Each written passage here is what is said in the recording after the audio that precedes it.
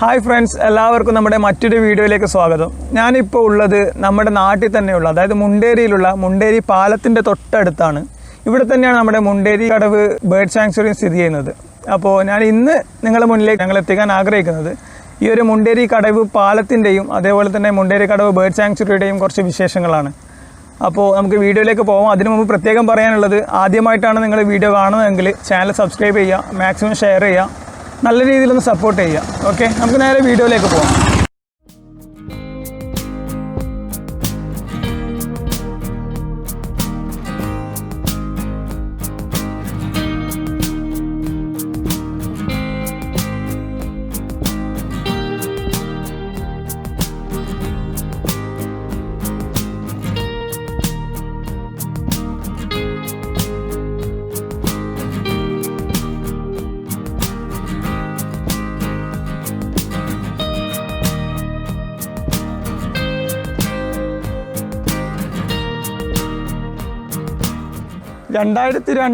December മാസത്തിൽ inauguration നടത്തിയ മുണ്ടേരി കടവ് പാലത്തിൻ്റെ മുകളിലാണ് ഞാനിപ്പോൾ ഇരിക്കുന്നത്.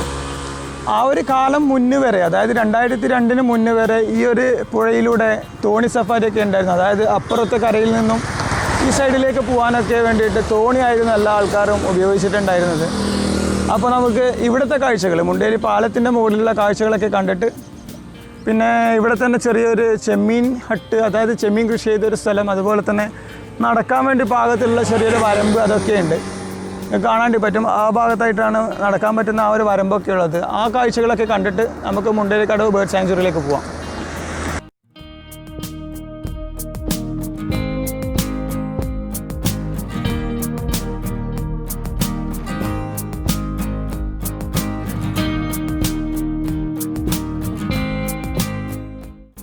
നിങ്ങൾ ഇവിടേക്ക് വരാൻ ആഗ്രഹിക്കുന്നുണ്ടെങ്കിൽ കണ്ണൂർ ടൗണിൽ നിന്നും മേലെ ചൊവ്വ, വലിയന്നൂർ, മുണ്ടേരി മൊട്ട വഴിയാണ് ഇവിടേക്ക് എത്തേണ്ടത്. അല്പം കൂടി പ്രകൃതി ഭംഗി ആസ്വദിച്ച് വരണമെന്നുണ്ടെങ്കിൽ കാട്ടാമ്പള്ളി, കണ്ണാടിപ്പറമ്പ് വഴിയും എത്തിച്ചേരാം. പഠിച്ചോനെ, ഈ ഒരു സ്ഥലം കഴിഞ്ഞിട്ടാണല്ലോ ഇപ്പോൾ പോകാൻ വേണ്ടിയിട്ട്. നടക്ക് സ്ഥലം യു ക്യാൻ. ഈ പോയിട്ട് വീണിട്ടില്ല എന്നുണ്ടെങ്കിൽ മാത്രമേ ഞാൻ പോയതുള്ളൂ. ഈ കയ്യിലുള്ള ബാഗൊന്നും കൊണ്ടുപോയി ചാടിയേക്കല്ലേ. നീ പോയാൽ കുഴപ്പമില്ല, ബാഗും ക്യാമറ ഒന്നും പോകണ്ടെന്നാണ്. വീടിൻ്റെ എപ്പാടാ ഇങ്ങോട്ടേക്ക് ചാടിയിട്ട് ഒറ്റ പോക്ക് കേട്ടാ. കുഴപ്പമില്ലല്ലോ, ഞാനും വരാം.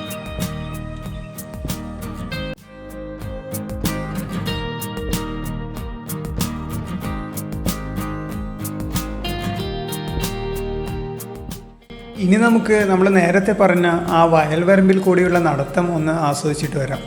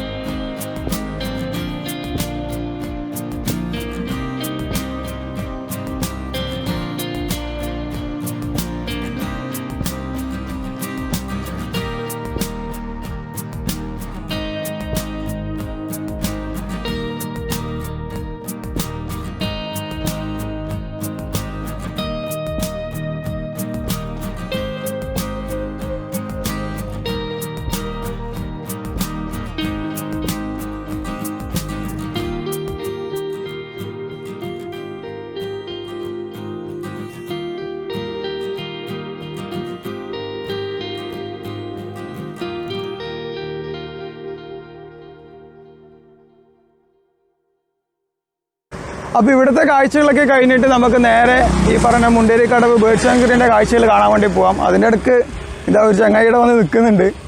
നീ ഓടിക്കോ.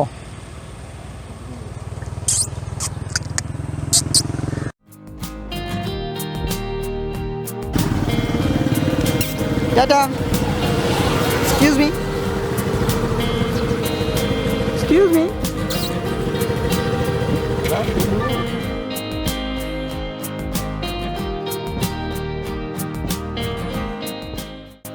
പിന്നെ ഇവിടുത്തെ ഒരു കിടിലം വ്യൂ എന്ന് പറയുന്നത് ഇതാണ്. ഇരുഭാഗത്തും മരങ്ങളൊക്കെ ആയിട്ടുള്ള ഒരു രക്ഷയില്ലാത്ത കാഴ്ചയാണ് നമുക്ക് ഈ ഒരു റോഡിൽ നിന്നും ലഭിക്കാറുള്ളത്.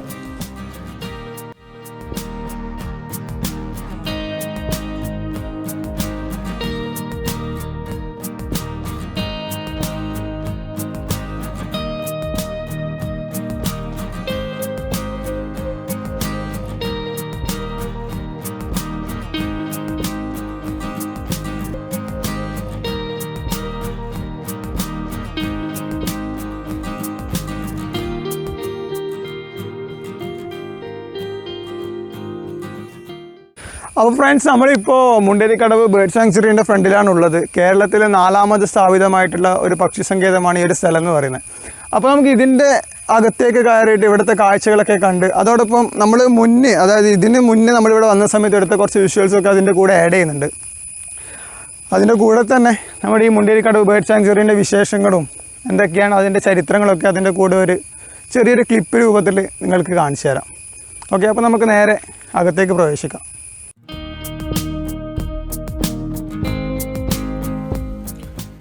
ഇപ്പോൾ മഴക്കാലമായതുകൊണ്ട് തന്നെ കയറുന്ന വഴിയൊക്കെ മുഴുവനായിട്ടും ചളിയായിട്ട് നിറഞ്ഞിട്ടാണ് ഇപ്പോൾ ഉള്ളത്.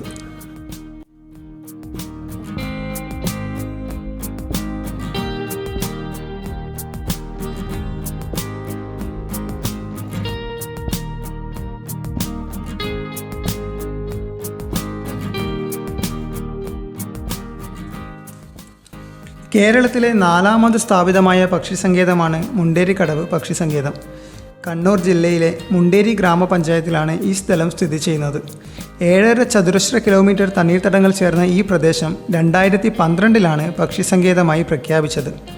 ഏഷ്യയിലെ തന്നെ വിസ്തൃതി കൊണ്ട് ഏറ്റവും മുന്നിൽ നിൽക്കുന്ന പക്ഷി സങ്കേതമാണ് മുണ്ടേരി കടവ് പക്ഷി സങ്കേതം. സൈബീരിയയിൽ നിന്നും യുറേഷ്യ, ഹിമാലയ സാനുക്കളിൽ നിന്നുമെല്ലാം ദേശാടന പക്ഷികൾ ഇവിടെ എത്താറുണ്ട്. വാരംകടവ്, കാട്ടാമ്പള്ളി, പുല്ലൂപ്പി, ചിറക്കൽ, എളയാവൂർ, കുറ്റ്യാട്ടൂർ, വലിയന്നൂർ തുടങ്ങിയ പ്രദേശങ്ങളിലെ തണ്ണീർത്തടങ്ങൾ ഉൾപ്പെടുത്തിയാണ് ഈ ഒരു മുണ്ടേരി കടവ് പക്ഷി സങ്കേതം നിലവിൽ വന്നിട്ടുള്ളത്.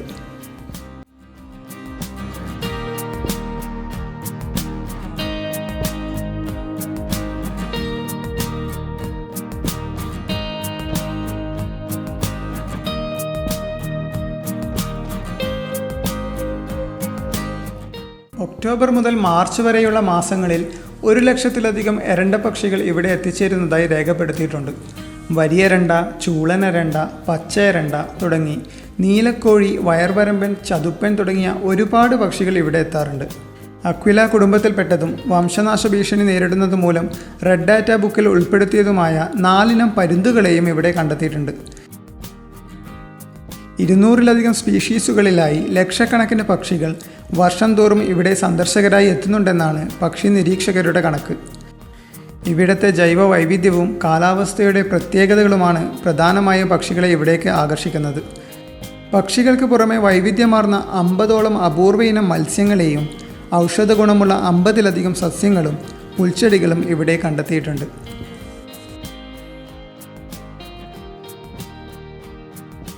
ഇനി ഇവിടേക്ക് കടന്നു വരുന്ന ഓരോ സഞ്ചാരികളോടും ഞങ്ങൾക്ക് പറയാനുള്ളത്, നിങ്ങൾ ഇവിടെ ഇപ്പോൾ കണ്ട കാഴ്ചകളൊന്നും തന്നെ ആയിരിക്കില്ല ചിലപ്പോൾ നിങ്ങൾക്ക് ലഭിക്കുന്നത് എന്നുള്ളതാണ്. കാരണം മറ്റൊന്നുമല്ല, ഇവിടെ സാധാരണയായി ഓരോ ദിവസവും ഓരോ കാഴ്ചകളാണ് ഇവിടെ നിന്ന് ലഭിക്കാറുള്ളത്. ചിലപ്പോൾ പക്ഷികളാൽ നിറഞ്ഞു തുളുമ്പുന്ന കാഴ്ചയാണെങ്കിൽ മറ്റു ചിലപ്പോൾ അതിനു പകരം ചുവന്നു തൊടുത്ത ആകാശവും നല്ലൊരു അടിപൊളി സൺസെറ്റും ഒക്കെ നമുക്ക് ഇവിടെ നിന്ന് കാണാൻ സാധിക്കാറുണ്ട്. അതുമല്ലെങ്കിൽ മനമയക്കുന്ന നല്ല കാറ്റും ആ ഒരു പീസ്ഫുള്ളായിട്ടുള്ള ക്ലൈമറ്റൊക്കെ നമുക്ക് ഇവിടെ നിന്ന് എക്സ്പ്ലോർ ചെയ്യാൻ സാധിക്കാറുണ്ട്. അപ്പോൾ ഇവിടെ നിന്ന് നിങ്ങൾക്ക് ലഭിക്കുന്ന കാഴ്ചകൾ എന്താണ് എന്നുള്ളത് ഞങ്ങൾക്കൊരിക്കലും ഒരു ഗ്യാരണ്ടി തരാൻ പറ്റില്ല. അത് നിങ്ങൾ വരുന്ന സമയത്ത് ലഭിക്കുന്നത് എന്താണോ അതാണ് നിങ്ങൾക്ക് വിധിച്ചിട്ടുള്ള കാഴ്ച. നിങ്ങൾ കണ്ടല്ലോ നമ്മുടെ ഈ സ്ഥലമൊക്കെ എത്ര മനോഹരമാണ് എന്നുള്ളത്. ഇത് നമ്മൾ ഈ സ്ഥലത്തിൻ്റെ 3ാം തോട് എന്നാണ് പറയാറുള്ളത്. നമ്മൾ സ്ഥിരമായിട്ട് വന്നിട്ട് ഇരിക്കാറുള്ളൊരു സ്ഥലം കൂടിയാണിത്. സത്യത്തിൽ ഇതുപോലെ ഒരുപാട് സ്ഥലങ്ങൾ നമ്മുടെ നാടുകളിലുണ്ട്. പക്ഷെ അതൊന്നും ആരാരും അറിയപ്പെടാതെ, എന്താ പറയുക, ഒരു പ്രൊമോഷൻസ് പോലും നൽകപ്പെടാതെ ഒതുങ്ങിക്കൂടി കഴിയുകയാണ് ചെയ്യുന്നത്. നമുക്ക് എന്ന് പറഞ്ഞാൽ എന്താ പറയുക, ഈ ലോകത്തുള്ള എല്ലാവർക്കും ആസ്വദിക്കാൻ വേണ്ടിയിട്ടുള്ളതാണ് ഈ സ്ഥലങ്ങളൊക്കെ തന്നെ. അതുവഴി നല്ലൊരു വരുമാനവും നമ്മളെ ഗവൺമെൻറ്റിന് ഉണ്ടാക്കാൻ സാധിക്കും. അതിലൊന്നും ശ്രദ്ധ ചെലുത്തുന്നില്ല എന്നല്ല, ഒരുപാട് പ്രഖ്യാപനങ്ങളൊക്കെ നമ്മളെ ഈ ഒരു സ്ഥലത്തിനെ പറ്റിയിട്ട് ഉണ്ടായിരുന്നു. അതായത് അത്ര നല്ല രീതിയിലുള്ള എന്താ പറയുക ഡെവലപ്മെൻറ്റ്സൊക്കെ ചെയ്യുമെന്നൊക്കെ പറഞ്ഞിട്ട് ഒരുപാട് പ്രഖ്യാപനങ്ങളൊക്കെ ഉണ്ടായിരുന്നു. പക്ഷേ ഇതുവരെയായിട്ടും ഒന്നും നടന്നിട്ട് കാണുന്നില്ല. നിങ്ങൾ നേരത്തെ കണ്ട പോലെ പക്ഷികൾക്ക് ഇരിക്കാനെന്ന് പറഞ്ഞിട്ട് കുറച്ച് തെങ്ങിൻ തടികളൊക്കെ പുഴയിൽ കുത്തിവെച്ചിട്ടുണ്ട്. അതോടൊപ്പം കുറച്ച് കണ്ടൽക്കാടുകളുടെ ചെടികൾ കൊണ്ടുവന്ന് നട്ടിട്ടുണ്ട് എന്നല്ലാതെ മറ്റ് യാതൊരു വിധത്തിലുള്ള പ്രൊമോഷൻസ് ആക്ടിവിറ്റീസും ഇവിടെ നടത്തപ്പെട്ടിട്ടില്ല. ഇതൊക്കെ ഒന്ന് നല്ല രീതിയിൽ ചെയ്യുകയാണെങ്കിൽ തന്നെ ഈ മുണ്ടേരി കടവിനെയും ഇതുപോലുള്ള ഒരുപാട് സ്ഥലങ്ങളെ നമുക്ക് നല്ല രീതിയിൽ ഉയർത്തിയെടുക്കാൻ വേണ്ടി സാധിക്കുന്നതേ ഉള്ളൂ. അപ്പോൾ അതിലൊക്കെ നമ്മുടെ ഗവൺമെൻറ് ഒന്ന് ശ്രദ്ധ ചെലുത്തണമെന്ന് അറിയിക്കാൻ കൂടി വേണ്ടിയിട്ടാണ് നമ്മൾ ഇത്തരത്തിലുള്ളൊരു ഹിഡൻ ഡെസ്റ്റിനേഷൻസ് ഓഫ് കണ്ണൂർ എന്ന് പറഞ്ഞിട്ട് ഇപ്പോൾ സ്റ്റാർട്ട് ചെയ്തിട്ടുള്ളത്. അപ്പോൾ നിങ്ങളുടെ എല്ലാവരുടെയും സപ്പോർട്ട് ഉണ്ടാവുമെന്ന് പ്രതീക്ഷിക്കുന്നു.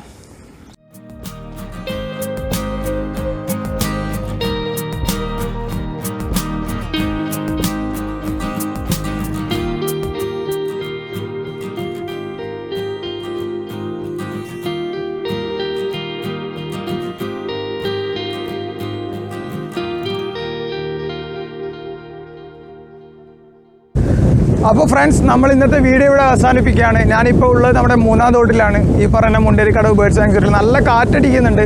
പിന്നെ നിങ്ങളോട് പറയാനുള്ള പ്രത്യേകിച്ചുള്ളൊരു കാര്യം, നമ്മൾ വീഡിയോ ഷൂട്ട് ചെയ്യുന്ന സമയത്ത് അധികമായിട്ട് ഈ മാസ്ക് യൂസ് ചെയ്യുന്നില്ല. അതിൻ്റെ കാരണം എന്നുള്ളത് ഒരിക്കലും അതിനെ നിരുത്സാഹപ്പെടുത്താൻ വേണ്ടിയിട്ടുള്ളതൊന്നുമല്ല. നമുക്ക് ഒരു പബ്ലിക് ഏരിയയിലേക്ക്, അതായത് മാക്സിമം ഉള്ളൊരു പബ്ലിക് ഏരിയയിലേക്ക് നമ്മൾക്ക് ഇറങ്ങുന്നുമില്ല.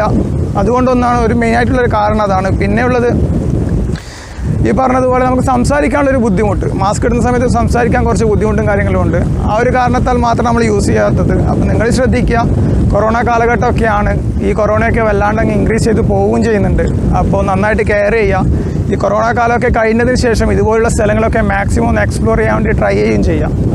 അപ്പോൾ ഒന്നുകൂടെ പറയുന്നു, നമ്മുടെ ഈ ചാനൽ നിങ്ങൾക്ക് ഇഷ്ടപ്പെടുകയാണെങ്കിൽ മാക്സിമം ഒന്ന് പ്രൊമോട്ട് ചെയ്യുക. ഇതുപോലുള്ള വീഡിയോസിന് വേണ്ടിയിട്ട് ചാനലൊന്ന് സബ്സ്ക്രൈബ് ചെയ്യുക.